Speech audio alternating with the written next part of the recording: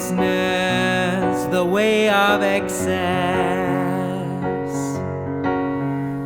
A culture of indulgence, how much can we get? It might sound nice, but underneath, our souls are poisoned by our greed. Babylon business, it's all about me. Beyond Babylon Business, Episode 6, entitled Status Statements. We join Dave as he opens Theo's office door for his weekly career coaching slot with the great Theo Argens, founder of Theo's Wealth Fund. Another of Theo's young protégés rises to leave as Dave enters. Theo beckons Dave to come closer so that he can show him something on the street below. Many stories below them, Theo's impressive row of cars has grown in number since Dave's last visit. 2 new additions have been added to the end of the row. Dave is not a great car person, but recognises 2 very distinctive and expensive cars. That's the quickest streetcar in the world, next to the world's most expensive. Why have you got one in yellow and the other in blue? Don't you have a signature colour which you like to stick with? I do love the colour black on a car, black symbolising power and control. But the onlookers are a segmented community liking all different colours. If I only drive black cars, then some onlookers would fail to feel impressed. That would never do. So I must show them a car that is out of their reach, but in a colour which they would love. Then the car's job is complete. It has elevated me in those people's eyes to my proper place of prestige. I am in the car of their dreams. Oh, I see. The car's job is to elevate you in the eyes of others. Precisely. Oh, you certainly like your cars. How much did they cost you? It doesn't matter how much they cost. What matters is that everyone who sees them will only ever be able to feast their eyes upon them, and never own them for themselves. Such cars are out of their reach, and the person driving them must therefore jut above the rest. Questions. Question 1. What is wrong with Theo's motivation behind his symbols of success? In Scripture, we see Babylon business being condemned by God, whilst the just multiplication of outward-facing resources is something which he celebrates. An example of Babylon-style business can be found in Ezekiel, where we see the human king over the ancient trading superpower of Tyre being likened to Lucifer, who was once a guardian cherub before God.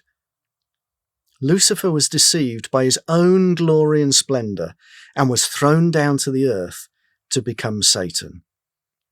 In Ezekiel 28, verses 12 to 19, it says, "Son of man, take up a lament concerning the king of Tyre, and say to him, this is what the sovereign Lord says. You were the seal of perfection, full of wisdom and perfect in beauty.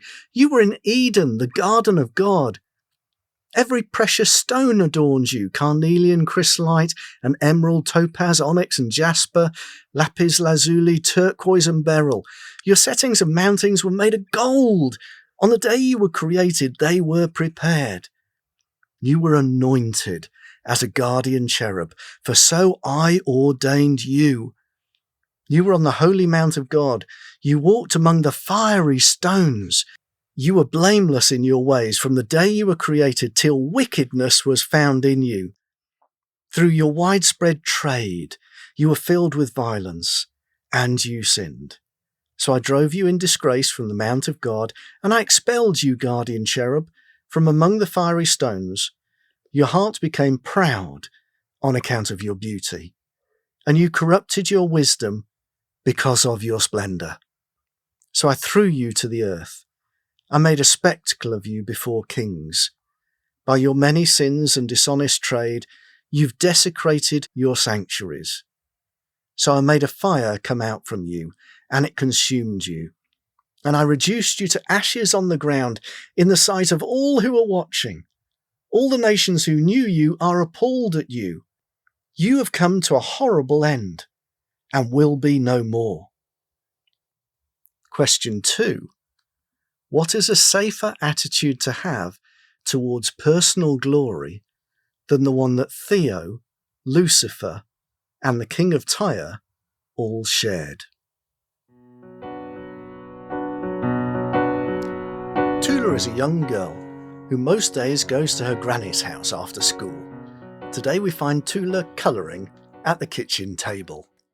Granny, when I grow up, I want lots of pretty cars and a bigger house than anyone else. Why do you want that, Tula? Because my mum and dad don't want to spend time with me. They're always too busy with trying to get rich. So when I grow up, I want to become really, really rich. Then they will know that I'm worth spending time with. Oh, my dear, your mum and dad do love you. They don't seem to. I just want them to play with me. What do you imagine God is thinking about you when he sees you playing on your own? He thinks I'm special all the time. He's always with me. Do you need lots of cars to get his attention? Oh no, he's with me, even when I forget that he's there. Will a big house make you more interesting to God? Silly Granny, but I still want my mum and dad to notice me. I know, darling. Come here for a granny hug.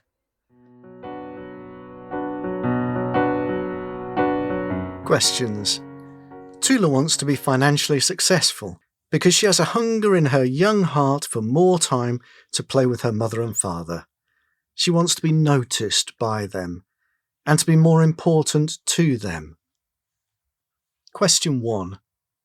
What ungodly drivers can motivate people in business? And what godly drivers could also motivate them? Question 2. What are your drivers motivating you in your working life? Question 3. Why will any other drivers besides loving God bring you pain? The Beyond Babylon business course will show you where Babylon thinking has infiltrated our world, and we may not have even realised it because it's become so normal to us. The Beyond Babylon business workbooks will bring you back to God's perspectives through a mixture of Bible study, videos, animations, songs and discussions, so that you and your teams can go beyond Babylon business. Babylon business will soon be no more. Banished forever, completely destroyed.